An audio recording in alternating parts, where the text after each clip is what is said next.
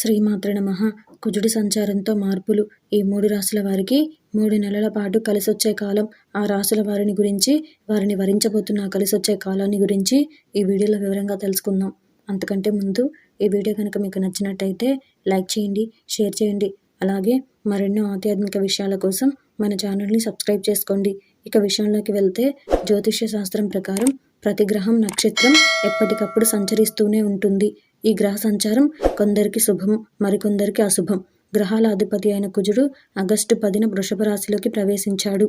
ఈ గ్రహ సంచారం కొందరికి శుభం, మరికొందరికి అశుభం. గ్రహాల అధిపతి అయిన కుజుడు ఆగస్టు 10న వృషభ రాశిలోకి ప్రవేశించాడు. అక్కడ అక్టోబర్ 16 వరకు ఉంటాడు. కుజుడు ఈ రాశి మార్పు ప్రభావం అన్ని రాశులపైన కనిపిస్తుంది. కానీ 3 రాశిచక్ర గుర్తులున్నాయి. వీరికి ఈ రవాణా ప్రయోజనకరంగా ఉంటుంది. ఆ రాశుల వారిని గురించి ఇప్పుడు తెలుసుకుందాం. అందులో మొదటిది కర్కాటక రాశి. కుజుడు రాశిని మార్చిన వెంటనే మీకు అదృష్టం యొక్క మద్దతు లభిస్తుంది. ఎందుకంటే కుజుడు మీ రాశి నుండి 11వ ఇంట్లోకి ప్రవేశించాడు. జ్యోతిష్యం ప్రకారం ఇది ఆదాయం మరియు లాభం యొక్క ఇల్లుగా పరిగణించబడుతుంది.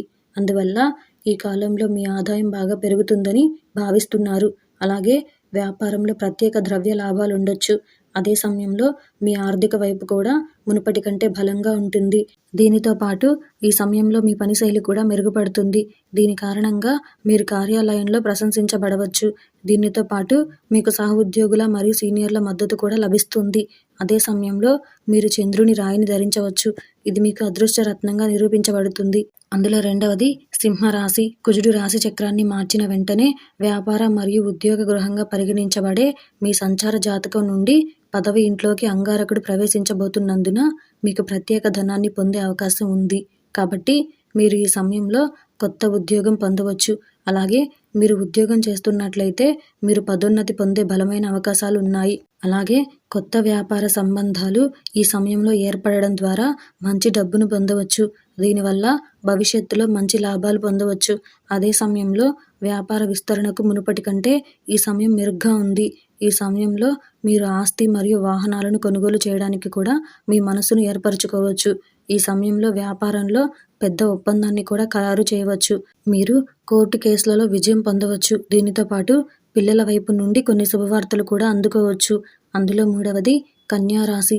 అంగారక గ్రహం సంచరించిన వెంటనే మీ సంపద పెరిగే బలమైన అవకాశాలున్నాయి. ఎందుకంటే అంగారక గ్రహం మీ రాశి నుండి 9వ ఇంట్లో సంచరించబోతోంది. ఇది అదృష్టం మరియు విదేశీ ఇల్లుగా పరిగణించబడుతుంది. అందువల్ల ఈ సమయంలో మీరు ప్రతిదానిలో అదృష్టం యొక్క పూర్తి మద్దతును పొందుతారు. దీంతో పాటు చాలా రోజులుగా నిలిచిపోయిన పనులు కూడా జరగనున్నాయి. అదే సమయంలో ప్రభుత్వ టెండర్లు తీసుకోవాలని చూస్తున్న వారికి సమయం అనుకూలంగా ఉంటుంది. ఈ సమయంలో మీరు వ్యాపారానికి సంబంధించి కూడా ప్రయాణించవచ్చు. ఇది మీకు భవిష్యత్తులో మంచి లాభాలను అందించగలదు. ఈ సమయంలో జీవిత భాగస్వామితో సంబంధంలో మాధుర్యం ఉంటుంది.